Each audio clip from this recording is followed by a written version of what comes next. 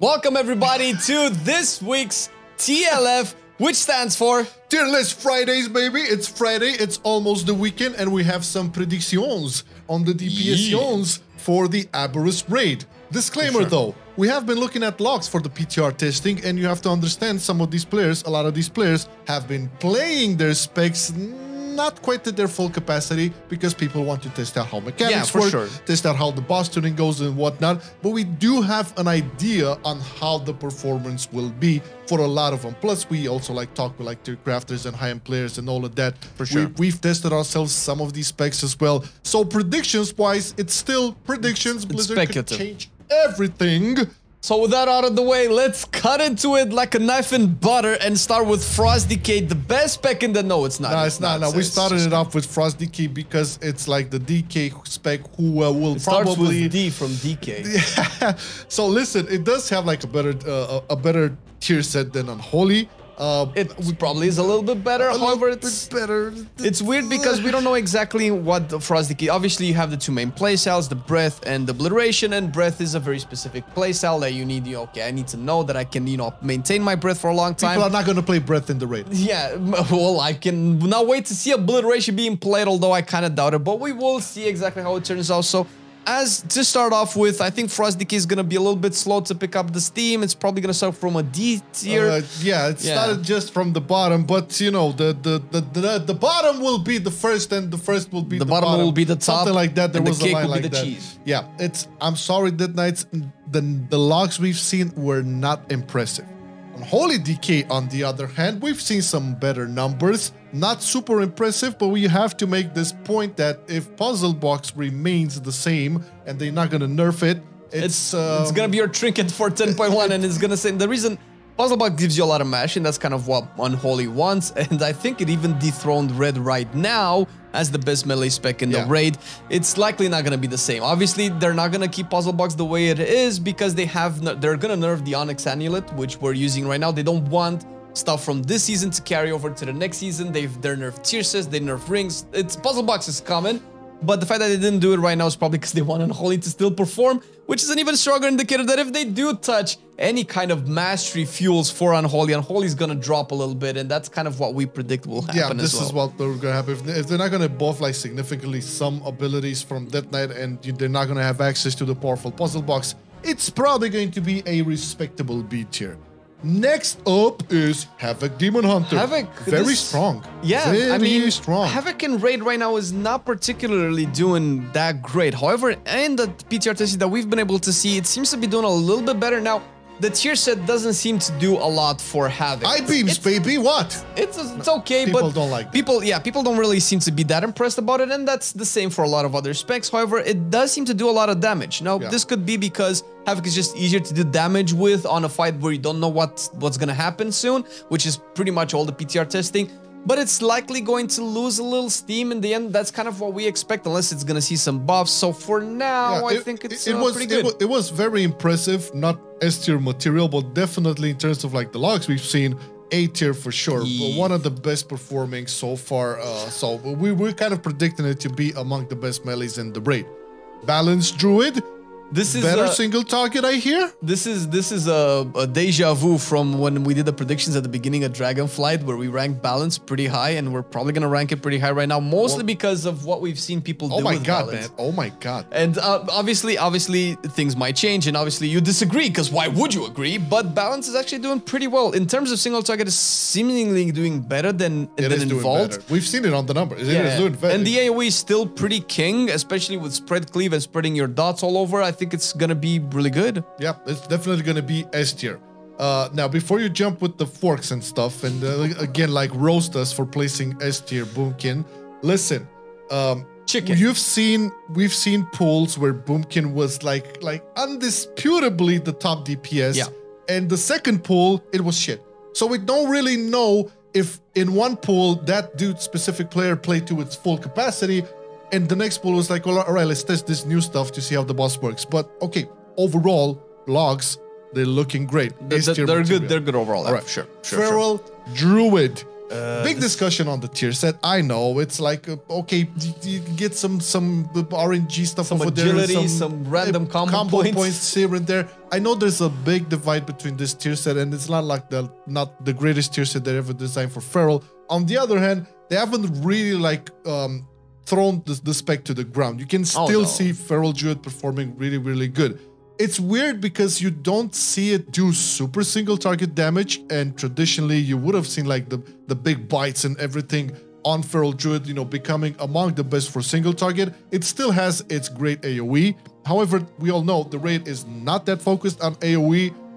Judging by the logs, I would see it B tier. This is probably around B tier. It might need a little bit more bite damage, but until that happens, that's probably where we're gonna put it. Yeah, okay. Next up, Devastation the dragon, Evoker. the lizard. Rework, I hear. The salamander. Well, it does have a lot of improvements in terms of some of the talents, some actually quality of life changes, a lot more AoE than single target. However, that doesn't really show on the logs that we've been able to see and how it actually performs with the boss fights. It's looking actually pretty decent, maybe even better than in Vault now. Oh yeah, definitely better. So it's kind of like Havoc, right? It's probably a spec that's kind of easier to do damage with because its rotation is pretty straightforward. You don't have a lot of inner workings to the mechanics, you just disintegrate. Obviously, I'm exaggerating a little bit, but it is probably going to be really good with the mobility and all of that. However, later on into the progression, we'll have to see. Yeah. Even though they haven't addressed the single target, it did show in the logs that for testing really high. So it's kind of like the same level with Havoc. So we have to place it onto A tier, no questions asked. Sure. BM Hunter, a former single target king, mind you. You can...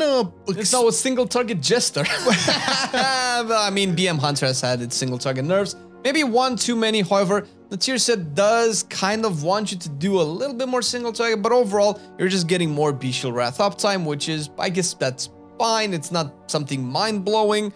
Then you are losing the bow, but the bow has been nerfed and your single target has been buffed. It's probably one of the specs that it's okay. It's probably gonna be good, but we cannot really see anything amazing out of it. Same story. You haven't seen it like being thrown to the ground. We all know about the nerfs, obviously, but safe spot. I would say BM Hunter. Yeah. We predict it's gonna be like somewhere in the middle. BM. Sure. Okay. MM Hunter. Now tier set kind of shit. Okay, it's one of those specs where you have your tier set being worse than what you have currently on live, so 10.1 isn't looking too good for that. Not many changes. Single target did not get addressed. I think so. It doesn't do shit single target. Don't get me wrong. No. But it cannot really compare to some other specs that you're gonna see on the spectrum here. Great AoE. Yeah, it's always going to be explosive. It's a little bit, you know, harder to judge marksmanship as well because most people play BM Hunter. No, we're not even going to touch on survival. But it's probably going to be just okay. Similar to BM Hunter. Maybe its damage profile might not match the raid in the end, but I guess we'll just have to see how it plays placing it into B tier as a prediction here because, again, nothing really has been addressed where its main focus was single target. Survival Hunter, on the other hand, S tier spec incoming, I hear. Yeah, let's talk about Arcane Mage instead. Nah, Survival Hunter is weird. The tier set is very poor. It addresses bombs, which bombs are pretty poop in terms of overall damage. Bombs are poop AoE, but they want the tier set to do more AoE in a raid that does more single target, while nerfing the single target for survival, which was its strength point in Vault. So I don't know what's going on. Just tank advances. Okay, I'm sorry guys, it has to be into D tier, and Blizzard, please, come on, enough signals already. You should rework this spec pronto. Just delete it. Let people play marksmanship. I don't know what's going on. What the hell? Now, Arcane Mage. So Arcane Mages could be punished if they're gonna sit all day in one spot being a turret. We all know, you know, that could be an issue within the raid, specifically because there are some fights where you do have to move a lot or all of that. But traditionally, the damage could be there. It could potentially be one of the best single target specs in the game. So far, we didn't really see that much. Well, there weren't too many logs with Arcane, and the ones that were didn't really see the performance. It's kind of hard to pull off Arcane, right? It's maybe a more complicated and difficult version of Fire to pull off, and Fire isn't particularly great on fights where you don't know what's going to happen. And on Arcane is even more punished by that, but it does have a lot of burst. And the tier set, although we talked about it in the Mythic Plus prediction, is probably better for raids. So we'll have to see, which is probably why we won't put it at the bottom. It's not really at the top either. No, it's kind of like, we're not really convinced about Arcane. Again, potential could be one of the best specs, one of the best range DPS specs in the raid. but currently from what we've seen on the PTR testing logs, not that great. Yeah. Similar story to Fire Mage. However, we kind of know the history of Fire Mage, where you would see it start off really, really poorly, and then towards like the middle and the end of a season or progression, you would see creep up and do better and better. Now, we talked about the Phoenix Flames, focus on the playstyle and everything. We know it's on a GCD. We know there's some intricacies there with the mastery and so on and so forth. The general thing is like there's a big divide between players who like actually like, you know, the more focus and emphasis on Phoenix Flames and the ones that don't.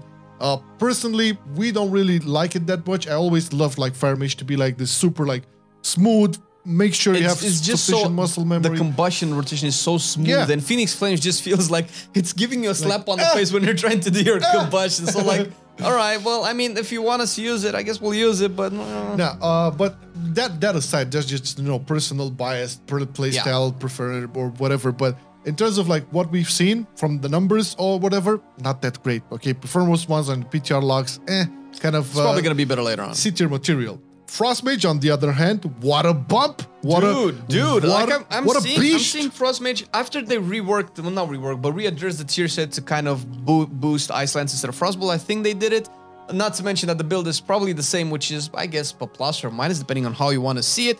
Frost Mage is doing pretty good. It's very consistent. It's probably the most consistent mage spec out there in terms of like boss damage, which is probably what you want at the beginning of the season when you're trying to figure out. But hey, if you're a mage, you can go as Frost, and then if Fire becomes OP, you can go to Fire. So far, but again, the numbers, they did better than Havoc and Devastation. So at least from that point, that was weird to see. Yeah, let's just give it what it's worth. Okay, so we're gonna predict Frost Mage as an A-tier spec. Okay, it could be. We're gonna put our best foot forward and chill.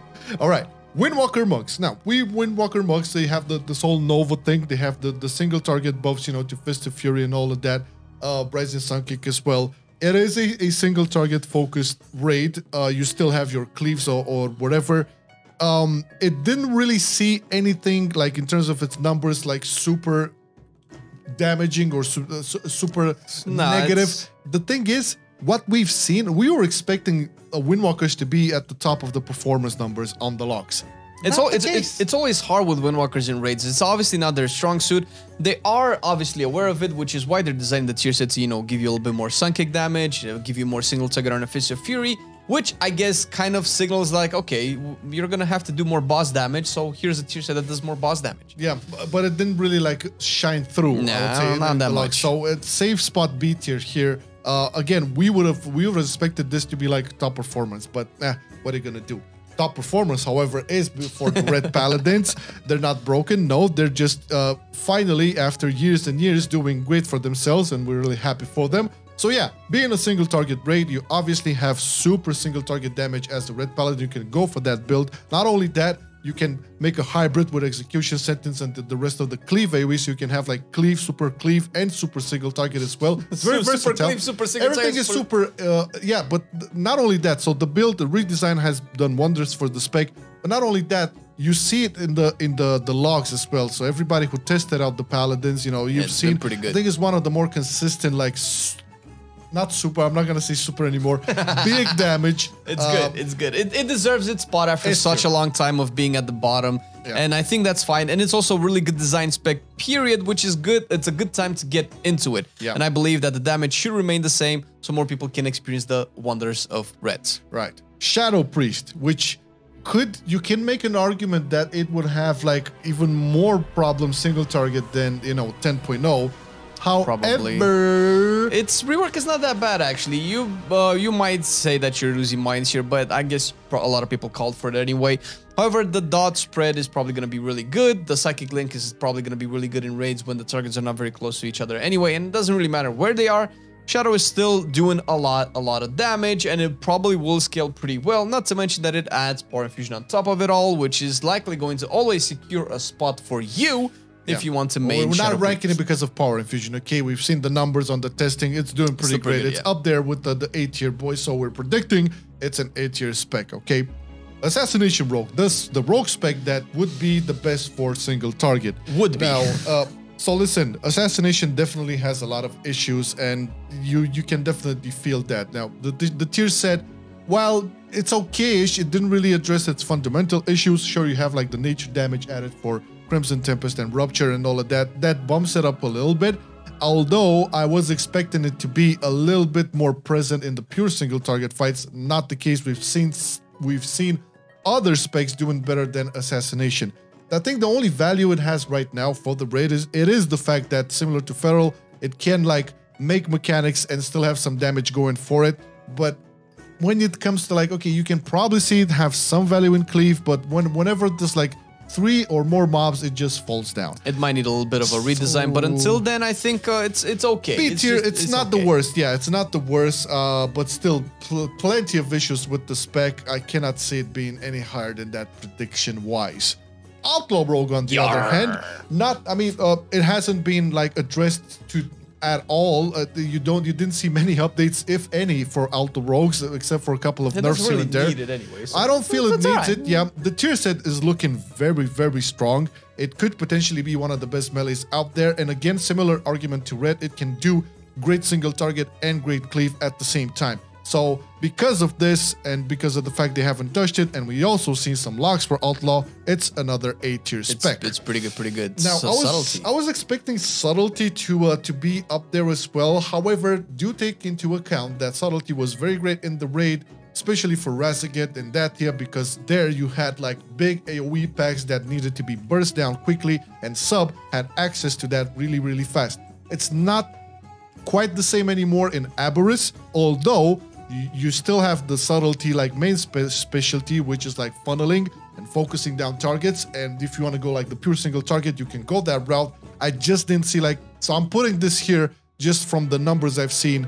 Would have placed it into A tier, but it was kind of a big difference between the damage I've seen from a sub rogue for sure, and let's say from a Havoc or Frost Mage and so on. So it's on the edge over there. Close enough. Elemental Shaman strong, yes. Elemental Shaman is getting a buff. It has one of the more interesting tier sets designed out there with a lot of like random Storekeeper, not random, but every 40 seconds you get a Storekeeper proc, which is really cool. Obviously works really well for a single target, and it works really well for AoE, considering that Lightning Bolt is one of the best single target abilities that Elemental has, together with Lava Burst. It does have the versatility of changing its damage profile with the same build, and even you have multiple builds. It might not be as good as Enhancement, however, Elemental is seeing a resurgence. Yeah, and it's better than Subtlety as well. I've seen the numbers. It's like not as good as, you know, Shadow in terms of the numbers, or Devastation from the PTR logs, but definitely yet, close. But it's good. It's definitely close, and it's probably a good lead here on the B tier train. Enhancement Shaman, on the other hand, which has received its rework for the tier set, and it's very good. Way better, it was already doing very good. Okay, so we have logs with the previous tier set, and we have logs with the current tier set. It's cranking, man. Enhancement is one of the best design specs so far. We think this, a lot of people think this. It's not necessarily a surprise. It's up there with the best of the best. It doesn't feel like it has anything that's gonna take it down a notch. I'm not too impressed with the current tier set, but it seems like the 10.1 is gonna be better, which is always good. I mean, that's kind of why you want the road to go up and up and up. And you want Wind Fury for that Red Paladin, so let's put it there. Sure, and let's on the go. S tier. No, but on the real, on logs, it's looking really good. It's looking it's good. Enhancement and Red time. The meta has changed. Yes. I mean, sure, we can have all of again predictions, the speculation. Take it with a grain of salt. This could potentially change 100% if Blizzard decides to like tune everything around. But let's talk about Affliction Warlock. Best single target spec? Not necessarily. I would think not. It used to be similar to Assassination. It used to be its class's leading spec in terms of boss damage. It doesn't seem like that's the case anymore, although Affliction does add a little bit of flexibility. As a dot spec, it helps to be able to do up some part of your damage or your rotation on the move while you're just spreading your curses and your dots all over the place. And it's seemingly the better Warlock spec if you do have to move in pure single target. It obviously works the same now. It might not be that way. It seems to be the least performing out of the Warlock spec so far. But even with that being said, it's still pretty good. I mean, Warlock is a winner overall. Yeah, I've seen numbers-wise, it's doing better than Assassination, which does tell you something. Okay, Assassination is kind of like at its core a single target spec.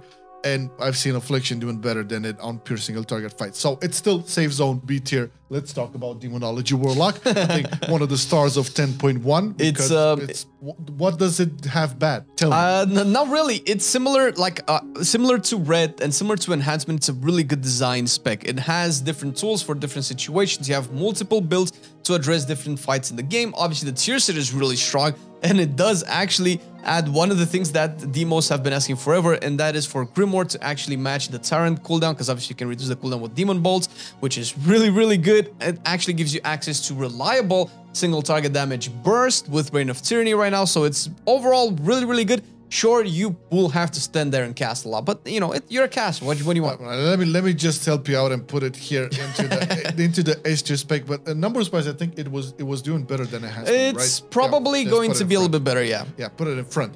Now, Destro Warlock, is this the best single target This Warlock is spec? seeming to be the best single target spec, especially after the buff of the 2-piece, which was atrociously bad. Yeah. Destro is just really good at tunneling down a target so long as it doesn't have to move.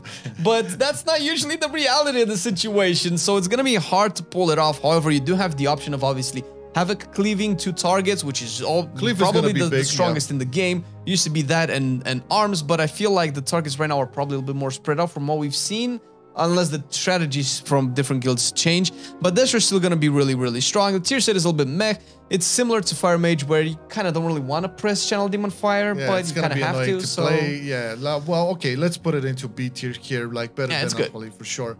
Arms Warrior. Arms Warrior, which is still one of the biggest burst AoE in the game, and that affects cleave as well. It's probably the spec, the warrior spec you would want to take at the beginning, at least in the raid. We've seen the logs for it. It's looking really good. I mean, the playstyle is going to change. You're not going to like slam all over the place. You're going to have like massive mortal strikes. that was the old tier set, and they're changing it right now. Arms is doing okay single target, but I feel like the tier set in the new raid gives you a little bit mortal strike damage, but it doesn't feel like it's going to rock your world. Yeah, truth be told, it has seen better numbers than Subtlety. Not as big as, let's say, Outlaw or anything. So I think it's around there. We'll see how it all turns out. But right now, Arms is okay. Fury, on the other hand, I was kind of expecting this to be a little bit higher, because this is like they haven't like really like changed anything to it. It's still like super strong output. The design is awesome. The tier set is designed right. Rampage just mashing all over the place with more crits and stuff. It does have a better tier set than Arms. I don't like, we've looked and we couldn't, you know, put a finger on it as to why Fury is not like melting the meters. Maybe it's just the way that the nature of the PTR goes, but it does have a better tier set. Maybe people haven't been using the new OP weapons, which could change things. But as it stands right now, Fury's okay. Yeah. It might be better once the patch releases. But the way we've seen it, it's around. Just judging by the numbers we've seen, it does do better than Arcane and Fire in terms of like the numbers. But it's like doing worse than Assassination and Affliction. So we are gonna have to predict it to be a C tier. Do you hear that? What? Is the sound of 1,000 nerds raging because we've ranked things the way we do. Listen. It's just predictions, guys. We can be wrong, and we would be happy to be wrong, and that would be fun to see. I see you guys said that. Look at what's happening. Truth is, they're gonna change a lot of things. Yeah, clearly Survival is gonna be S tier and Boomy's gonna be D tier. But no, disclaimer this once again. So a lot of the decisions we've taken with these are based on logs that we've seen on the PTR testing, and it's just also limited anyway. Yeah, and once again, when you do like boss testing and the raid testing on the PTR, it's usually, at least at the beginning, it's usually to find out how mechanics work. Yeah, you know, how bosses, how hard they deal damage, how are they tuned, and so on and so forth. We just like took that information and also paired up with what we tested and what we've seen like so far from other players, to high-end players, theory crafters, you know, how tier sets works and all of that. And we kind of made this, let's say, semi-educated prediction. Okay, it's still a prediction. It's still speculative. It's nothing set in stone, but it's fun to make. And it gives you like this sort of perspective on things and whatnot. Oh yeah, and so you know, the best perspective that you can have on things is that the content is supported by our lovely Patreon that we love Thank you guys for making this possible. It wouldn't be possible without you guys. And if you, dear viewer, want to support us a little bit more, consider checking the link in the description for our Patreon page. You'll be able to see a lot of goodies there that you might like, and you'll be able to make a lot of this possible in the future as well. Yeah, thank you for watching the video. See you next time. Have a great weekend, all right? Bye. I've been loving it then, I still love it now. Still, I play WoW. Still, I play WoW. Getting better every day, let me show you how. Cause still, I play WoW. Still, I play WoW. It's getting harder to stay, but at the end of the day, it's a guilty pleasure, so just log in and play. Whether it's classic or retail, I'ma do a /bow. Still, I play WoW.